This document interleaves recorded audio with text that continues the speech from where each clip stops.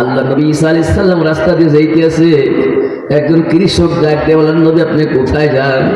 মাওলার কাছে যাইতেছি কথা বলতে। আল্লাহু আকবার।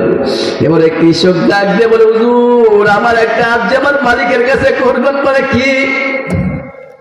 বলে আমার মাওলার কাছে বলবেন আমার মাওলা যেন অর্ধের মোহব্বত আমাকে দান করে। সুবহানাল্লাহ বলেন। আল্লাহ নবী বলে এটা সহ্য করতে পারবেন না, বলে এক কণা পরিমাণ যেন আল্লাহর মোহব্বত আমাকে অন্তরে দান করে। ঠিক চলে গেছে আল্লাহ নবী।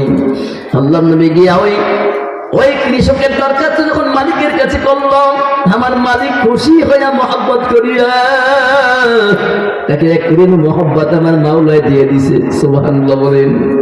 এক রেণু মহব্বত যখন মাওলায় দিয়ে দিল, এবার অনেক দিন পর ঈসা আলাইহিস সালাম রাস্তা দিয়ে যাইতেছে, কৃষক বেচারা সন্ধান করতে আছে, কৃষক কোথায়? আল্লাহ জিজ্ঞাসা করে এখানে কৃষক ছিল, কৃষক কোথায়? লোকেরা বলে আজকে 2-3টা মাস হয়ে গেল সে সংসারও করে না, কারোর সাথে কথাও বলে না, সে খালি উপরের দিকে চাইয়া থাকে। বলুন সুবহানাল্লাহ। কোথায়? পাহাড়ে পাহাড়ে বসবাস করে। মুসা আলাইহিস সালাম বলে, মাবুদ গো তোমার বান্দার সাথে আমার সাক্ষাৎ দিয়ে দাও, তোমার বান্দার সাথে আমার কথা আছে। আমার মালিক এটার সাক্ষাৎ দিয়ে দিল, ও পাহাড়ের মধ্যে আছে। আল্লাহ নবী সাল্লাল্লাহু আলাইহি সাল্লাম কৃষকের দিকে আসসালামু আলাইকুম বারবার সালাম দিতে আছে না, কৃষকটার দিকে কোন নজর করে না, তাকায়ও না, বারবার সালাম দেয় উত্তর দেয় না। ঈসা আলাইহিস সালাম বলে, আমি আল্লাহর নবী ঈসা, ভাই আমার সালাম তুমি গ্রহণ করো। মালিকের তরফ থেকে উপর থেকে আওয়াজ আসে, ঈসা। আল্লাহ যার অন্তরের মধ্যে এক রেণু মহব্বত আমি মাওলার ঢুকছে, তুমি ঈসা কেন? আল্লাহু আকবার, আল্লাহু আকবার।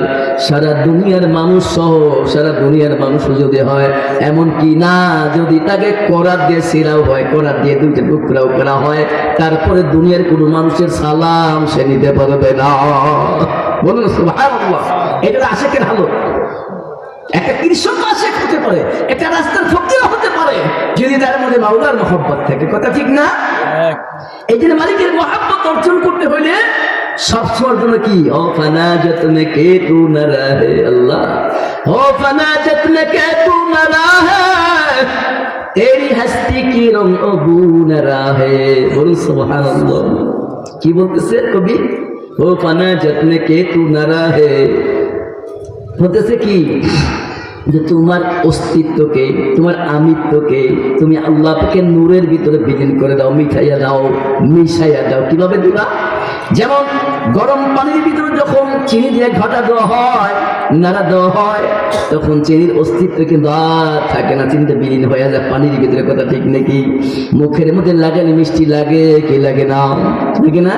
এই জন্য কই বলো, হো ফানাজত মে কে তু না রাহে, তেরি হস্তি কি রং ও বু না রাহে, তোমার কিরান তোমার বাসনাও যাতে না থাকে, তুমি এমন বা মালিকের সাথে বিলীন হইয়া যাও, মাওলার নূরের মধ্যে নিজেকে বিলীন করিয়া যাও। পারবা?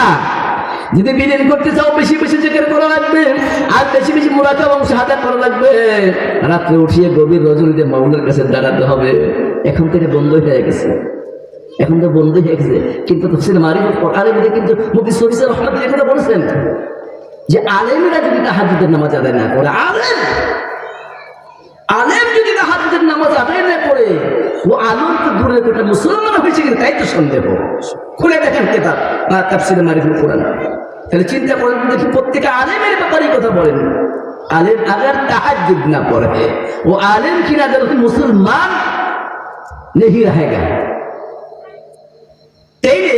এখন আলেমের ব্যাপারে কিটা হয়, আমার ব্যাপার কি হবে? এই যে বাগান মুক্তাসারের প্রশ্ন জিজ্ঞেস করে দেখুন, এই সামনে মুর্দারা শুয়ে আছে, তাদের কাছে কিছু সব পাঠানোর দরকার আসেনি নাই? মুক্তাসার জিজ্ঞাসা করার পরে এই যে মুক্তাসার দোয়া করে চলে যাবো, বাবা আল্লাহু আকবার, এবার দেখা হবে কি হবে না জানি না। কারণ আবু সাইদ বাড়ির বাড়িতে 2 বছর খানাও খাইছে, কিন্তু সে কিন্তু আর দুনিয়াতে নাই। ওদিকে আমাদের চাচা ছিল আব্দুস সামাদ, আগেই বিদায় নিয়ে চলে গেছে। এরকম অনেক মানুষ এই মহল্লা থেকে একজন করে দুনিয়ার থেকে বিদায় হইয়া আল্লাহু আকবার মহল্লা খালি করিয়া ফেলাইছে, আর ওই মুরব্বিদের আর দেখা যায় না। আল্লাহ এমন একটা দিন